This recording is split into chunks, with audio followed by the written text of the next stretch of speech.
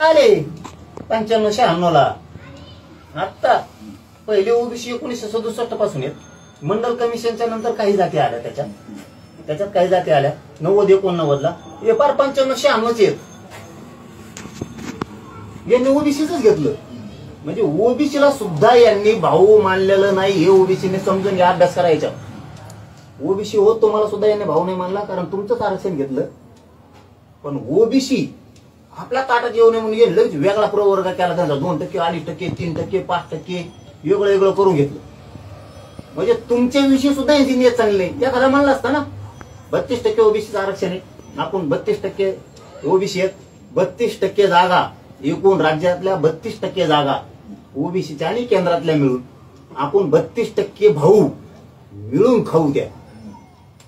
हे म्हणजे नाही, तुम्ही जरी आम्हाला आरक्षण दिलं असलं ओबीसीनी, आमच्यात नका येऊ, आमचं ताट आम्ही वेगळं करतो, आमच्या ताटात नको. म्हणजे यांच्या पोराला सेपरेट ताट दिलं यांनी.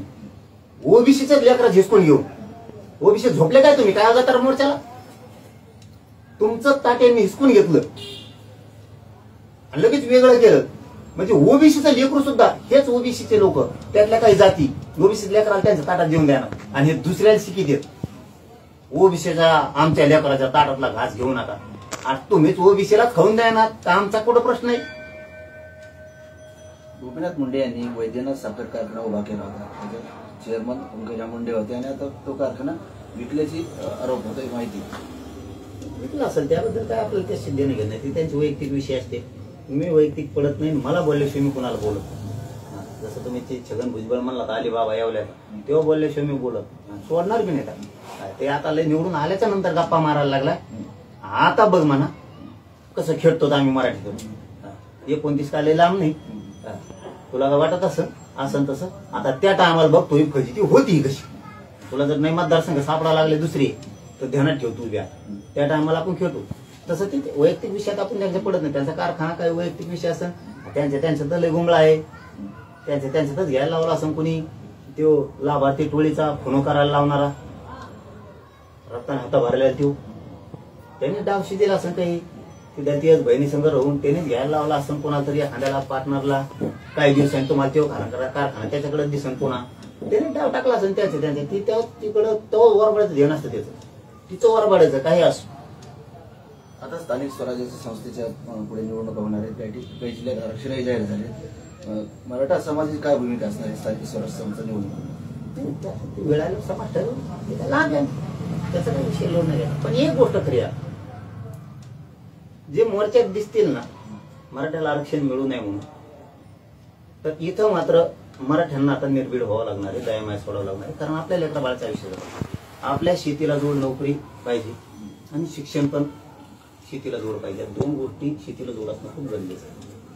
कारण बाकीच्याला काय शेतीवर काही संकट जर आलं तर नोकरी येते, टेन्शन नाही घेत.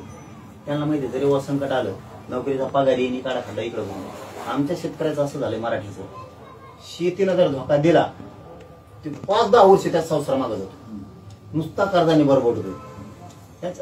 त्याच्यामुळं मराठ्यांना शिक्षणाच्या नोकरीची खूप शेती बरोबर जोडधंदा आपण जे म्हणतो दुधाचा, तसं शेतीला जोड म्हणून नोकरी आणि शिक्षण असणं खूप गरजेचं आहे. त्यामुळं आरक्षणाशिवाय त्या 2 गोष्टी पूर्ण होणार नाही. म्हणून मराठ्यांनी आपल्या लेकरा बाळांना आयुष्याचं मिळवून देण्यासाठी आरक्षण विषयात कधीच मागं सारखायचं नाही. किती संकट असले तरी हाक मारली की ताकदीनं मराठ्यांनी कामं धंदे सोडून त्या ठिकाणी उभा राहायचं. आता आणखीन एक चॅलेंज आलंय मराठ्यांच्या पुढे. आता जे म्हणतात मराठ्याला मिळूच द्यायचं नाही, आपण तर आता संघर्ष करून मिळाले, यांना तर फुकट दिले. ते बी मराठ्याच्याच नेत्यांनी दिले, आपल्या फुकट आरक्षण यांना आपल्याच नेत्यांनी दिले. पण यांना आपल्या मराठ्यांनी नेत्यांनी दिलेला आरक्षणाचा उत्तर राहिलेला नाहीये. त्याच्यामुळे मराठ्यांनाच आता हुशार व्हावं लागणार आहे. आणि आता मराठ्यांना आरक्षण देऊ नका म्हणून जे मोर्चात सहभागी होते त्यांना मात्र मराठ्यांना ह्यावेळेस दयामाया नाही करता, कितीही कुणी दादागिरी केली तरी पण मतदानाच्या दिवशी कार्यक्रमच दाखले नाही.